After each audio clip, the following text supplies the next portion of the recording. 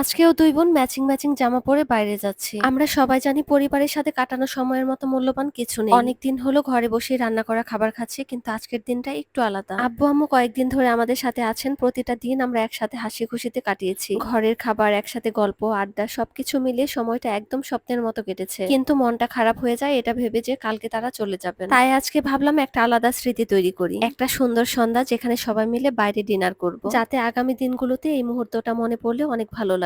আসসালামু আলাইকুম, কেমন আছেন সবাই? লিজেন্ডারি লাইফ অফ নিপা ব্লগে আপনাদের সবাইকে স্বাগতম। এখন আমি দুপুরের জন্য রান্না করছি ইলিশ দিয়ে কচু, লাউ দিয়ে রুই মাছ আর একটা মিক্সড ভেজিটেবল ভাজি। আমার আব্বু আম্মু কয়েকদিন আমাদের সাথে ছিলেন, আমরা একসাথে খুব সুন্দর সময় কাটালাম। প্রতিদিন ঘরে রান্না, আড্ডা, গল্প, অনেক হাসি ঠাট্টা সবকিছুই হয়েছে। কিন্তু কালকে তারা চলে যাবেন, তাই ভাবলাম আজকে শেষ দিনটাকে একটু বিশেষ করে তুলি। আমরা আজকে বাইরে ডিনার করব। আব্বু আম্মু যেন একটা নতুন অভিজ্ঞতা পান আর সবাই মিলে একটা সুন্দর মেমোরি তৈরি করতে পারি। দুই চুলায় দুটো রান্না বসিয়ে দিয়ে আমি সবার জন্য কিছু ফল কেটে নিচ্ছি। আসলে এই কয়টা দিন আমার জন্য অনেক বিশেষ ছিল। আব্বু আম্মু বাসায় থাকলে ঘরের পরিবেশটাই যেন বদলে যায়। সকাল থেকে রাত পর্যন্ত কেমন যেন এক ধরনের আনন্দ লেগেই থাকে। সবচেয়ে ভালো লেগেছে একসাথে বসে খাওয়া আর আড্ডা দেওয়া। আব্বু আম্মু বাসায় থাকলে মনেই হয় না সময় কিভাবে চলে যায়। আর সবচেয়ে বড় কথা, আব্বু আম্মু যখন বাসায় থাকেন বাচ্চাদের কোনো টেক কেয়ারই করতে হয় না আমার। সকালবেলা বাচ্চাদেরকে স্কুলের জন্য রেডি করে দেওয়া, বাচ্চাদের টিফিন গুছিয়ে দেওয়া সবই আম্মু করে দিত। আব্বু স্কুলে গিয়ে দিয়ে আসতো, আবার স্কুল থেকে নিয়ে আসতো। ছোট বোন খুব সুন্দর করে মাথায় অয়েল ম্যাসাজ করে দিত এবং কি আমাকে পেডিকিউর ম্যানিকিউরও করে দিয়েছে বাসায়। সবকিছু মিলিয়ে আমি অনেক রিল্যাক্স একটা সময় পাই। যেদিন বাইরে যাওয়ার প্ল্যান থাকে আমি খুব ঝটপট করে রান্না করে ফেলি। একদিকে আমি রান্না করছিলাম, অন্যদিকে আমার ছোট বোন আরহামকে গোসল করিয়ে দিয়েছে, ভাত খাইয়ে দিয়েছে। আমার ছোট বোন যখন আমার বাসায় আসে বাচ্চাদের খাইয়ে দেওয়ার কোনো চিন্তাই থাকে না আমার। আরহামকে খাইয়ে দাইয়ে ঘুম পাড়িয়ে দিতে বলেছিলাম, যেহেতু আমরা অনেকক্ষণ সময় রাতে বাইরে থাকবো, যাতে ওর ঘুম না আসে। তারপর এই তো আমরা সবাই একসাথে বসে খাওয়া দাওয়া করে নিলাম। এদিকে আরহামও ঘুম থেকে উঠে গিয়েছে। ঘুম থেকে উঠেই মামার কাছে বায়না করছে এটা পাম্প করে দেওয়ার জন্য। আরহাম গতকালই তার জন্মদিনে এটা তার আঙ্কেলের থেকে গিফট পেয়েছে। এটা যখন পাম্প করা শেষ তখন সে নিজে থেকেই বলছিল এখানে বসে হোমওয়ার্ক করবে।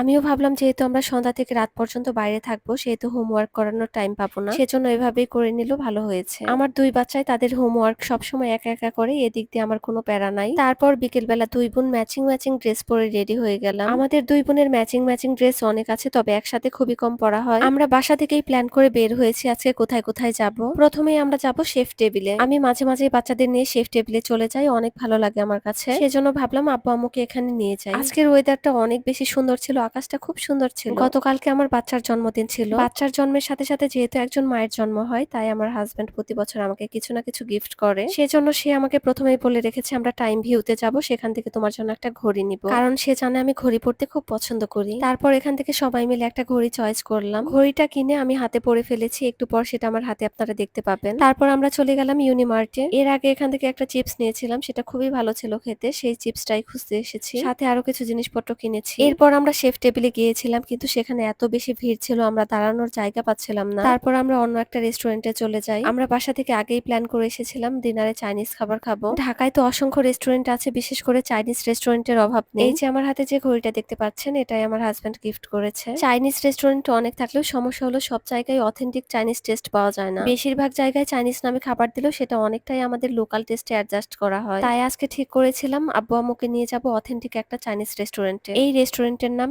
A1 bamboo shorts restaurant. রেস্টুরেন্টে ঢুকে প্রথমে যেটা চোখে পড়ে সেটা হলো এর শান্ত পরিবেশ আর সাজসজ্জা। সত্যিই যেন মনে হয় আপনি চাইনিজ কালচারের ভেতর ঢুকে পড়েছেন। লাইটিং, ব্যাম্বু থিম আর হালকা ব্যাকগ্রাউন্ড মিউজিক সব মিলিয়ে একদম অন্যরকম ফিল। আব্বু আম্মু রেস্টুরেন্ট দেখে অনেক পছন্দ করেছে, কারণ এখানকার পরিবেশটা অনেক ফ্যামিলি ফ্রেন্ডলি ছিল। এখন আসি মূল বিষয় খাবারে। এখানে আপনি পাবেন অথেন্টিক চাইনিজ খাবারের বিশাল variety. Soup, dumpling, fried rice, noodles, sizzling chicken, prawn dish, beef, seafood, যে যেটা পছন্দ করে তার জন্য আলাদা আলাদা অপশন আছে। আমরা এখানে অনেক ধরনের চাইনিজ খাবার অর্ডার করেছিলাম। আমি সবকিছু একসাথে একটা প্লেটে নিয়েছি। সবকিছু একসাথে নিয়ে তারপর আস্তে আস্তে বসে খেতে আমার বেশি ভালো লাগে। খাবারের টেস্ট এক কথায় অসাধারণ ছিল। প্রতিটা ডিশে আলাদা ফ্লেভার, মশলার ব্যালেন্স আর উপকরণগুলোর তাজা স্বাদ স্পষ্ট বোঝা যাচ্ছিল। অনেক সময় আমরা বাইরে গিয়ে দেখি চাইনিজ খাবার নামেই থাকে, আসলে স্বাদ একদম আলাদা। কিন্তু A1 ব্যাম্বু শর্টসে এসে বুঝলাম অথেন্টিক চাইনিজ টেস্ট আসলে কেমন হয়। আজকের এই ডিনারের স্মৃতি আমাদের সবার মনে থাকবে অনেকদিন। সবাই অনেক ভালো থাকবেন, সুস্থ থাকবেন। আল্লাহ হাফেজ।